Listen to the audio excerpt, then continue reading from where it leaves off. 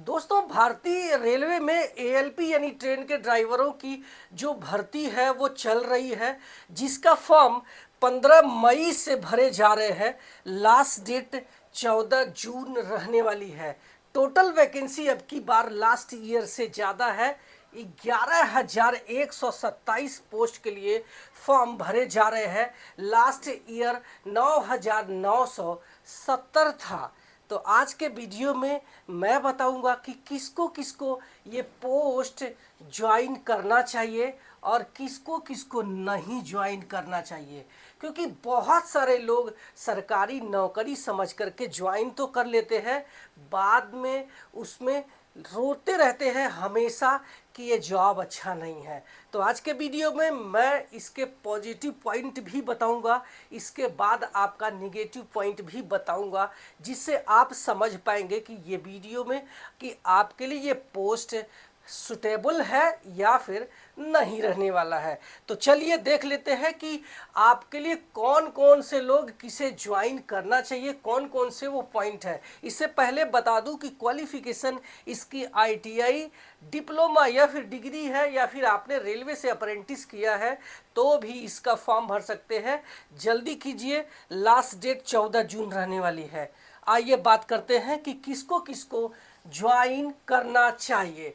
तो सबसे पहला पॉइंट है कि अगर आपको एक सरकारी स्टेबल जॉब चाहिए जिसमें फिक्स्ड एक हाई सैलरी चाहिए, तो आपको ये पोस्ट ज्वाइन करना चाहिए, क्योंकि आपका जो स्टार्टिंग सैलरी है इसमें आपको लगभग 50,000 रुपये मिलने वाली है जो पर मंथ। और यही सैलरी आपका 8वां वेतन आयोग लागू हो जाता है तो लगभग 1 लाख के पार जा सकती है। और यकीन मानो, अगर आपकी क्वालिफिकेशन आईटीआई है तो स्टार्टिंग सैलरी 50,000 आपको कोई भी देने वाला नहीं है।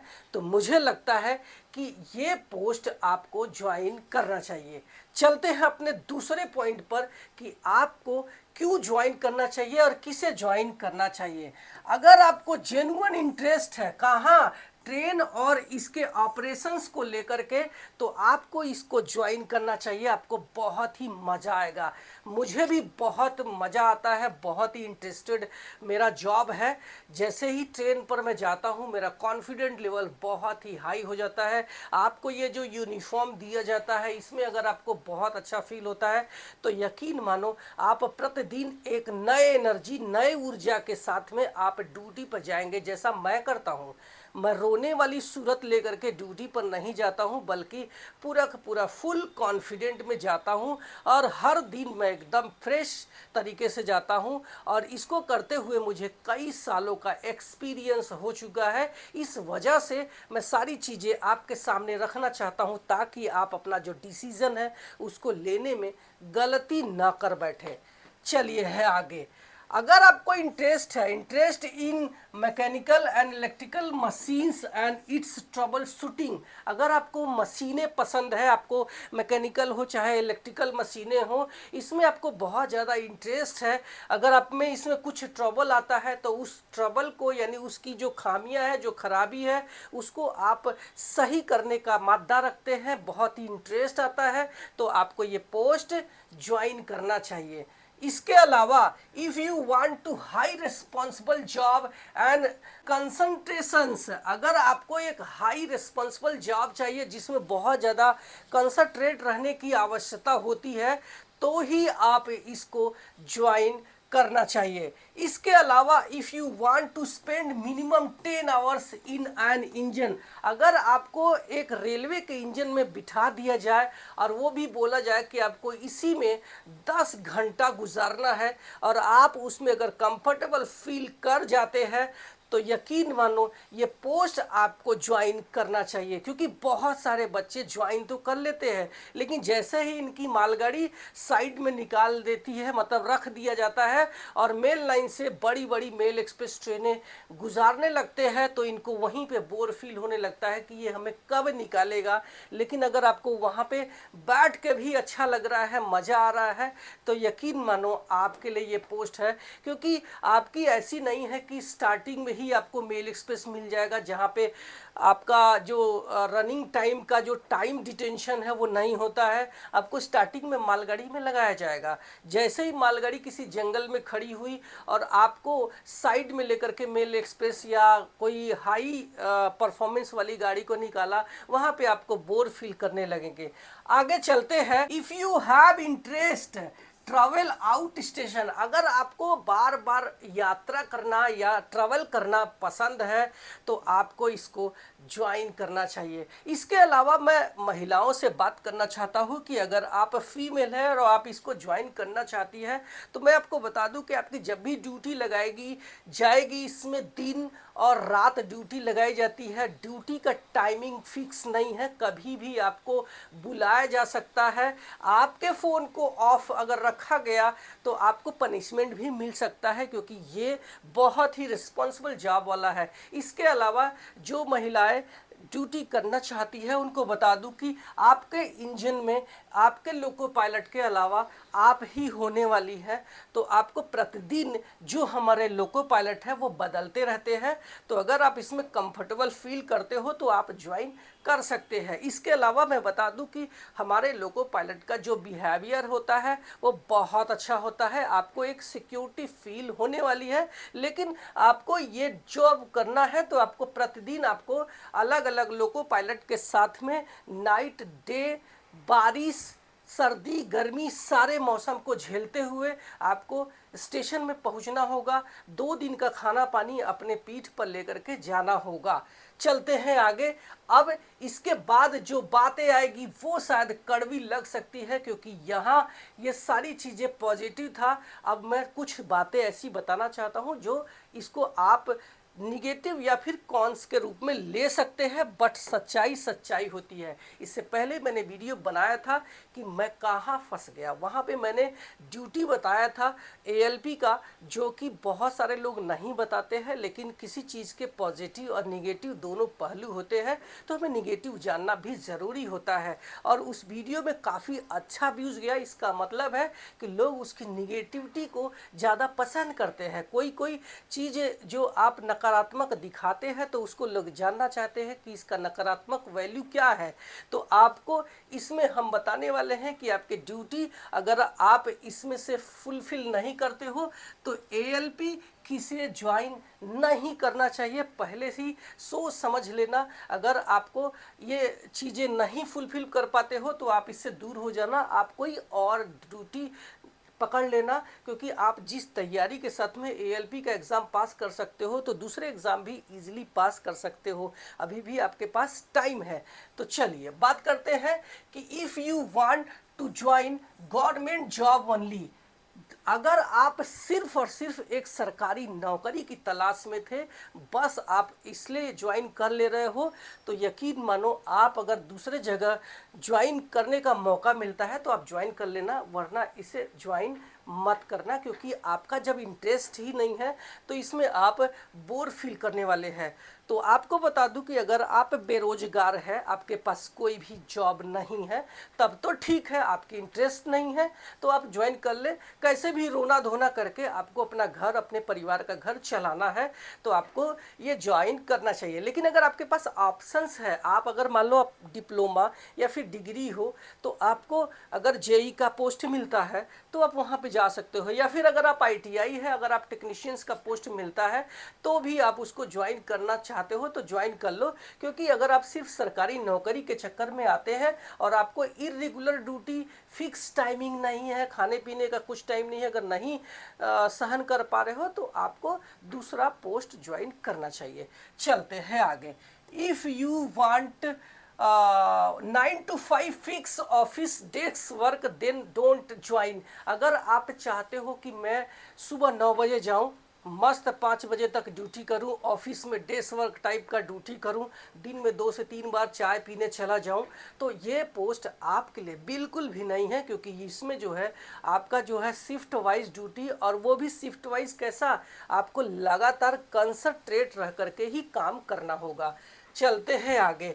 इसमें जो है if you don't want to night duty, अगर आप नाइट ड्यूटी पसंद नहीं है तो भी आपको इसको ज्वाइन नहीं करना चाहिए। अगर आपको इरेगुलर ड्यूटी नहीं चाहिए तो भी आपको ये ज्वाइन नहीं करना चाहिए, क्योंकि इसका टाइमिंग फिक्स नहीं है, कभी भी आपको बुलाया जा सकता है। इसके अलावा high medical standard for every 4 years, यानी कि आपका जो मेडिकल स्टैंडर्ड होगा आपके रिटायरमेंट तक लगभग 45 ईयर्स तक प्रत्येक 4 वर्ष में आपका मेडिकल होगा, जो कि A1 मेडिकल होता है। आपकी आंखें 6/6 होनी ही चाहिए। अगर आपकी आंखें 6/6 नहीं है तो आपको चश्मा भी दे दिया जाएगा, बशर्ते आप A1 मेडिकल में आपको रहना चाहिए। उसके बाद 45 to 55 2 साल के मेडिकल स्टैंडर्ड होता है, और 55 से लेकर 60 ईयर्स तक आपका 1 साल में मेडिकल होता है। और किसी भी मेडिकल में आप उसका स्टैंडर्ड फुलफिल नहीं करते हैं